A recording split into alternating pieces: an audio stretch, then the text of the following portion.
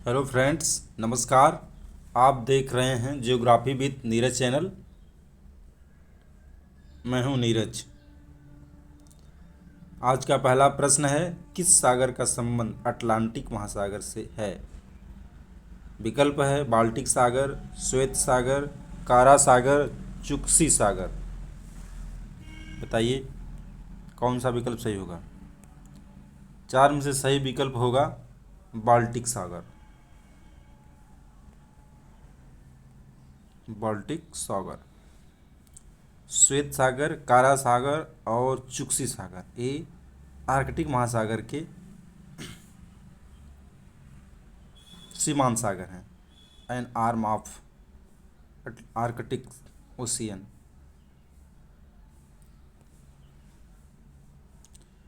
अगला प्रश्न है, कील नहर किन दो सागरों को जोड़ती है? कील नहर किन दो सागरों को जोड़ती है? विकल्प है आपके सामने बाल्टिक सागर और उत्तरी सागर। दूसरा विकल्प है बाल्टिक सागर और श्वेत सागर। अगला विकल्प है अटलांटिक महासागर और प्रशांत महासागर। आखिरी विकल्प है लाल सागर और भूमध्य सागर।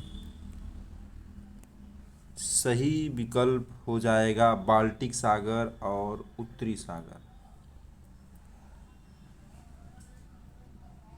बाल्टिक सागर और उत्तरी सागर को कील नहर जोड़ती है। कील एक सिटी है जो कि बाल्टिक तट पर स्थित है और उत्तरी सागर भी एक अटलांटिक महासागर का एक सीमांत सागर, marginal sea of Atlantic sea है। बाल्टिक सागर और श्वेत सागर, बाल्टिक और श्वेत सागर को भी एक नहर जोड़ती है। बाल्टिक और श्वेत बाल्टिक नहर बाल्टिक और वोल्गा नहर के माध्यम से बाल्टिक सागर और श्वेत सागर आपस में जुड़ जाते हैं।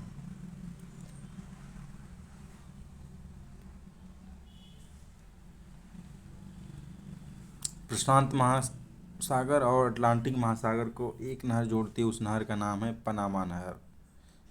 लाल सागर और भूमध्य सागर को भी एक नहर जोड़ती है, उसका नाम है स्वेज नहर। स्वेज। निम्न नदियों में से कौन सी नदी हिमालय की तीनों श्रेणियों के प्रति पूर्ववर्ती नहीं है?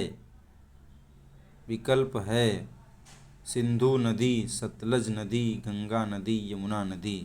सही विकल्प हो जाएगा यमुना नदी। यमुना नदी हिमालय की तीनों श्रेणियों को काटकर अंत में दक्षिण की ओर नहीं बहती है, बल्कि हिमालय की दो श्रेणियों को, मध्य हिमालय और शिवालिक हिमालय को ही काटकर फिर उसके बाद जो है दक्षिण की तरफ बहती है। जबकि सिंधु नदी, सतलज नदी, गंगा नदी ये हिमालय के उस पार से लगभग महान हिमालय से निकलती है और तीनों श्रेणियों को काटती हैं। उसके बाद काटने के बाद वो दक्षिण की तरफ बहती हैं। तीनों श्रेणियों को काटकर जो है दक्षिण की बहती है, कुछ पश्चिम की तरफ बहती हैं। तो कहने का मतलब कि तीनों श्रेणी को काटती हैं हिमालय की, इसलिए इनको ये तीन विकल्प जो है सही नहीं है। यमुना केवल दो दो श्रेणियों को हिमालय काटती है, इसलिए सही विकल्प हो जाएगा यमुना नदी। पूर्ववर्ती नदी का तात्पर्य होता है कि ऐसी नदी जो हिमालय पर्वत के बनने से पहले भी पूरब दिशा की ओर बह रही थी, लेकिन जैसे जैसे हिमालय पर्वत ऊपर उठने लगा और ये नदियाँ अपने उठने की वजह से हिमालय को काटती रहीं और अपने मार्ग को बनाए रखीं और आज भी पहले की तरह ही बह रही हैं जैसे पहले बहती थीं। तो इसलिए इसको कहा जाता है पूर्ववर्ती, क्योंकि इन्होंने जब ढाल बदला तो ढाल के अनुसार अपना दिशा नहीं बदली। तो ऐसी नदियाँ जो ढाल के अनुसार अपनी दिशा नहीं बदलती बल्कि ढाल को ही काट कर जो है उच्चावच को ही काट कर अपना पुराने ढाल को ही बनाए रखती हैं, उसको कहा जाता है पूर्ववर्ती नदी। इनसिक्वेंट रिवर है एक तरह से, ये तीनों नदियाँ इनसिक्वेंट रिवर्स के अंतर्गत आती हैं, अक्रमवर्ती रिवर। अगला प्रश्न है, ऊपरी आवरण शैल वाली घाटी का आरोपण निचली अपनति पर कर दिया जाता है। यह कथन किसके संबंध में सत्य है? पूर्वारोपित, पूर्ववर्ती, अनुवर्ती, प्रति अनुवर्ती। सही उत्तर हो जाएगा आपका पूर्वारोपित।